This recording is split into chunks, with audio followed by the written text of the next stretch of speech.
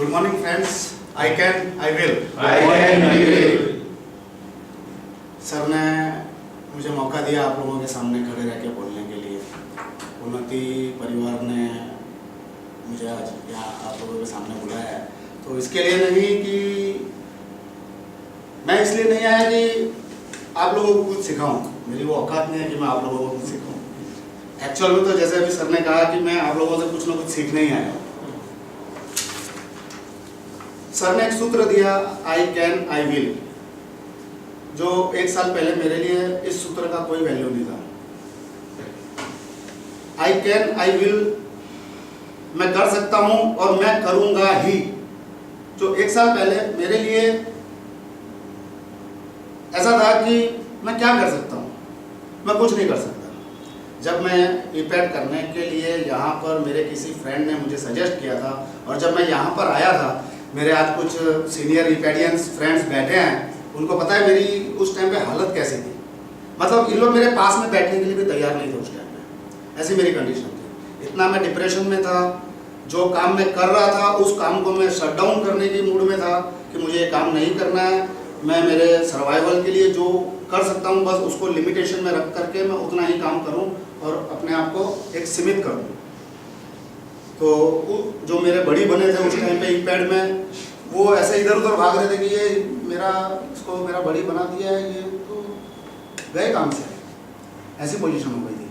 मगर जैसे जैसे हम ईपैड के जो 12-13 सेशन हमने जो लिए, सर से जो सूत्र मिलते गए, और सारी चीज़ें ऐसी थी जो हम जीवन में हमको हमारे माँ बाप ने सिखाया था, भाई बहन ने सिखाया था, फैमिली ने सिखाया था, दोस्तों ने सिखाया था, स्कूल के टीचर्स ने सिखाया था, कॉलेज के टीचर्स ने सिखाया था।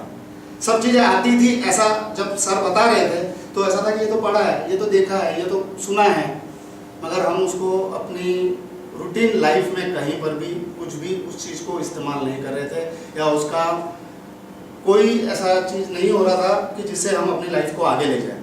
अच्छा, लाइफ को मेरे लिए ईपैड करने का कारण ये था कि जिस टाइम पे मैं ईपैड करने के लिए जब मैंने शुरुआत की थी, तब मेरे मन में ऐसा कहीं नहीं था कि मैं 100 करोड़ करूँ टर्नओवर, 200 करूँ, 500 करूँ, ऐसा कुछ भी मेरे दिमाग में उस टाइम पे कुछ नहीं था। जिस टाइम पे मैं जिस डिप्रेशन में मैंने ईपैड ज्वाइन किया था, तब मैं सब पीस ऑफ माइंड चाहता था।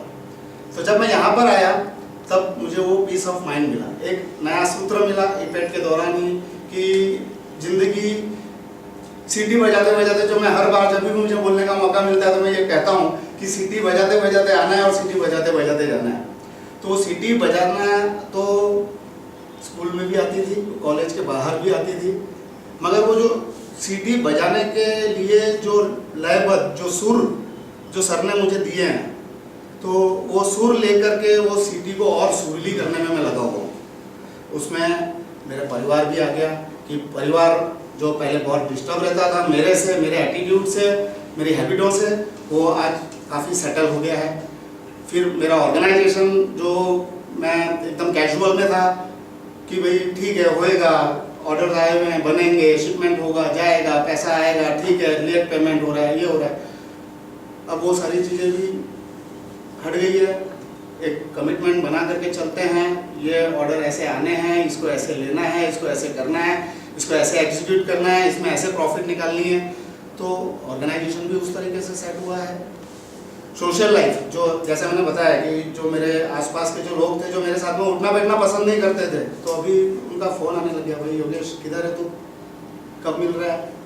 तो वो एनर्जी जो अभी अंदर जो बन रही है ना, वो मैं उसको, मेरे पास अभी शब्द नहीं है कि मैं उसको और बयां कर सकूं आप लोगों के सामने। तो ईपैड से जो 12 सेशन में जो सीखा, वो अभी भी मुझे ऐसा नहीं लगता कि मैं सीख गया अभी, और ये एक कंटिन्यूस प्रोसेस है। जैसे मेरे फ्रेंड हैं, जिग्नेश भाई हैं, मनीष भाई हैं, डॉक्टर साहब हैं, ये सारे लोग बार बार पार्टिसिपेट कर रहे हैं, तो इसका मतलब ये नहीं कि इनको समझ में नहीं आ रहा है। ये कंटिन्यूस प्रोसेस है। कल जो सीख चुके हैं उसको और शार्पन करना, उसको और शेप देना, वो सारी चीज़ें इन लोगों से चल रही है, और ये लोग कंटिन्यूस मोटिवेट कर रहे हैं। आप लोग, अभी मैं आज आपके सामने आकर के खड़ा हुआ हूँ कुछ बोलने के लिए या मेरी चीज़ों को शेयर करने के लिए, तो आप लोग कुछ ना कुछ मुझे सिखाएंगे। मैं जाऊंगा यहाँ से बाहर, तब मैंने आप लोगों के सामने क्या बोला वो मेरे दिमाग में फिर चलेगा कि मैंने क्या वहाँ बोला और उसकी क्या वैल्यू अब मेरे लिए और खड़ी हो गई, क्योंकि मैंने आज 15 लोगों के सामने कुछ चीज़ बोली है। तो वो और जैसे सर ने कहा कि वो एक लेवरेज होगा और वो ओवर कमिटमेंट गलत वर्ड हो गया, मगर एक नए कमिटमेंट में चले जाएगा जो उसको अचीव करने के लिए वो और मेहनत करेगा। तो ईपेड ने मुझे मेरे मन में शांति दी, मुझे एक पॉजिटिव एटीट्यूड के लिए, मतलब मैं पॉजिटिव एटीट्यूड में आ गया। मैं जो मेरे बिजनेस को लेकर के एकदम कैजुअल हो रखा था कि भाई ठीक है, होगा, ये होगा, वो होगा। मैं 10 CR का मेरा बिजनेस कर रहा था 1 साल पहले, जिसको मैं बंद करने का मूड बना के बैठा था। आज मैं उसको, जो मेरा लास्ट अभी ये जो साल मैंने क्लोज किया है, उसको 14 करोड़ पे मैंने क्लोज किया है और आगे मैंने 2020 तक उसको 100 करोड़ के लिए टारगेट किया है। मेरी पर्सनल लाइफ में जितनी डिस्टर्ब हो रखी थी वो काफ़ी सेटल्ड है। मैं बॉम्बे से अहमदाबाद आया, यहाँ पर रेंटेड हाउस में रहता था। मैंने मेरा खुद का ओन फ्लैट लिया, उसको वेल फर्निश्ड किया। मैंने यहाँ पर गाड़ी ली, मैंने मेरा नया ऑफिस बनाया। आगे के प्लान में अभी मुझे और 2 साल बाद मुझे और रिवर फ्रंट पे एक फ्लैट बनाने जाना है, मैं वहाँ पर रहना चाहता हूँ। तो मैंने अपने आप से कमिटमेंट किया है कि 2018 तक मैं रिवर फ्रंट पे रहने जाऊँगा।